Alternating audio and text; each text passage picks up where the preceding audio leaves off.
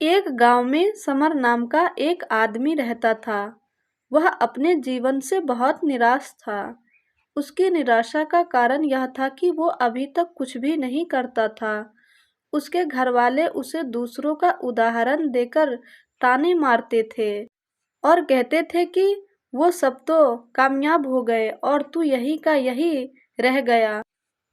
जब भी वो कहीं बाहर जाता तो लोग उससे पूछते हैं कि तुम क्या कर रहे हो, और उसे ये कहने में बहुत शर्म महसूस होती कि वो अभी कुछ नहीं कर रहा, कुछ करने की कोशिश कर रहा है। धीरे धीरे उसने लोगों से मुंह छुपाना शुरू कर दिया। उसका दुख इतना बड़ा था कि उसको लगता था कि वो धरती पर एक बोझ है और उसके बस में कुछ भी करना नहीं है। वो कुछ कर ही नहीं सकता, तो वो जीकर क्या करेगा? उसे मर जाना चाहिए। वो अकेले में बैठकर रोता और भगवान को दोष देता। एक दिन उसने नगर में एक गुरु को देखा जो दुख के ऊपर अपना प्रवचन दे रहे थे। गुरु कह रहे थे कि दुख एक गुरु की तरह होता है जो आपको जीवन के बारे में समझाता है और आपको सही से जीने का तरीका बताता है। आप चाहे तो दुख रूपी गुरु से अपना जीवन सीख सकते हैं। ये दुख में डूबकर बैठे बैठे रो सकते हैं। समर भी ये बातें सुन रहा था। जब उपदेश खत्म हुआ तो उसने गुरु से कहा, दुख कुछ सिखाकर नहीं जाता बल्कि पीड़ा देकर जाता है। दुख की पीड़ा आनंद होती है। ऐसा लगता है कि इसके बाद कुछ नहीं मिलने वाला, कुछ नहीं होने वाला। मृत्यु भी उसके सामने कम लगती है। गुरु ने पूछा कि क्या दुख है तुम्हें? समर ने अपनी सारी परेशानी गुरु को बता दी और कहा कि मेरे दुख का आपके पास कोई समाधान नहीं है। गुरु ने मुस्कुराकर कहा कि जब तुम्हारे जीवन में असली दुख आए तभी मेरे पास आना, मैं उसका समाधान अवश्य करूंगा। यह कहकर गुरु वहां से चले गए।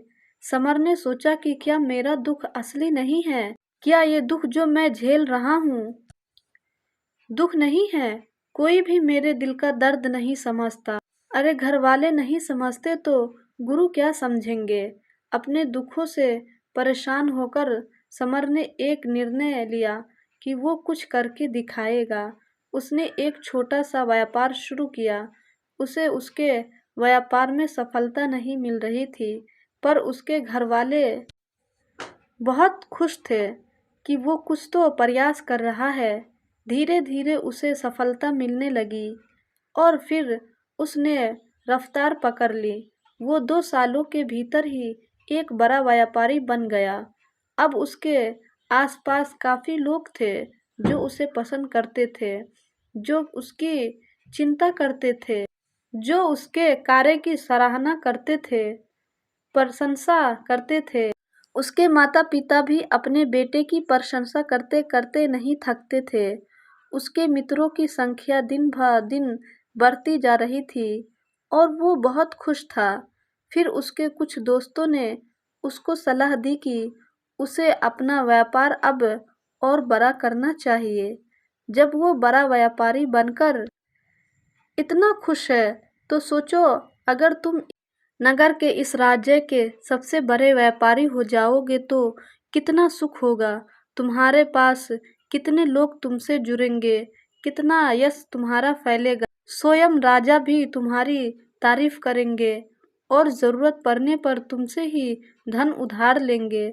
यह बात समर के मन में बैठ गई और अब वो और ज्यादा मेहनत करने लगा। लेकिन ये सब कुछ उसे बहुत जल्दी चाहिए था। ज्यादा समय इसमें वो बर्बाद नहीं करना चाहता था।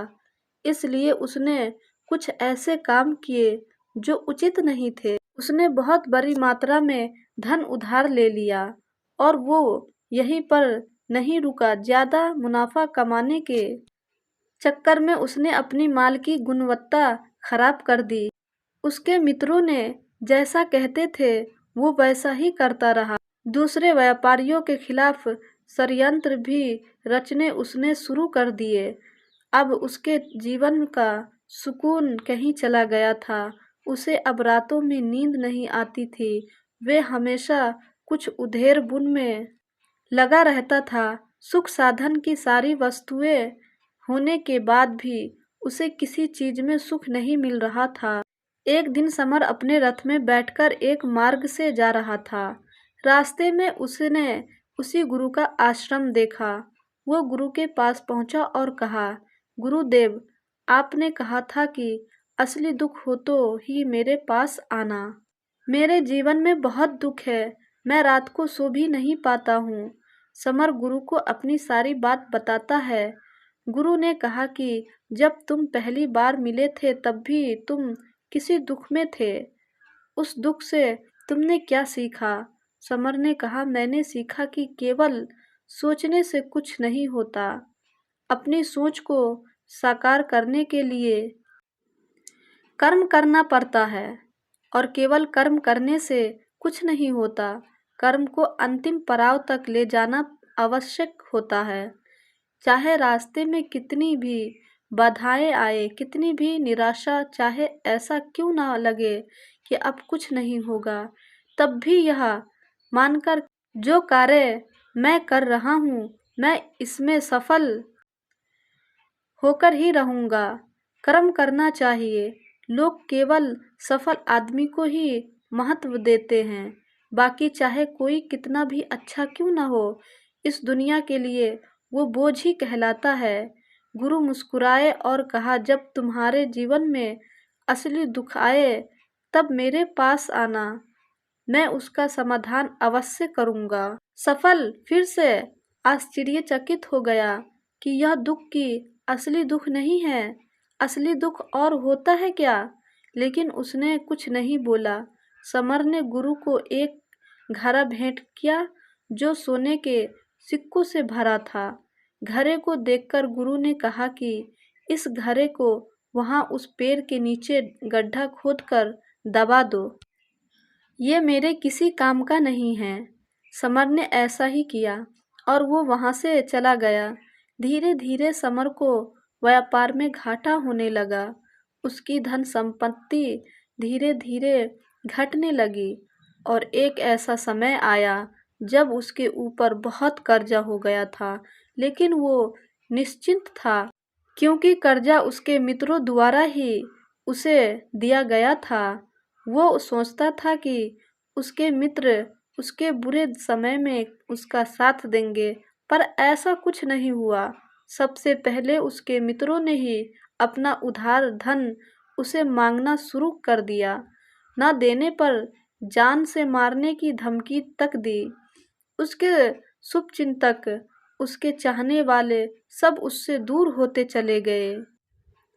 उसके पिता उसकी गलतियों को उसे गिनवाने लगा। उसकी सारी संपत्ति नीलाम हो गई। उसके पास कुछ नहीं बचा। वो सड़क पर आ गया। उसने अपने पिता से सहायता मांगी। पिता ने कहा कि मेरे पास तो ये थोड़ी सी संपत्ति है। अगर मैं तुम्हें यह दे दूं तो मैं तुम्हारी माँ को कहाँ रखूँगा? यही हमारा सहारा है।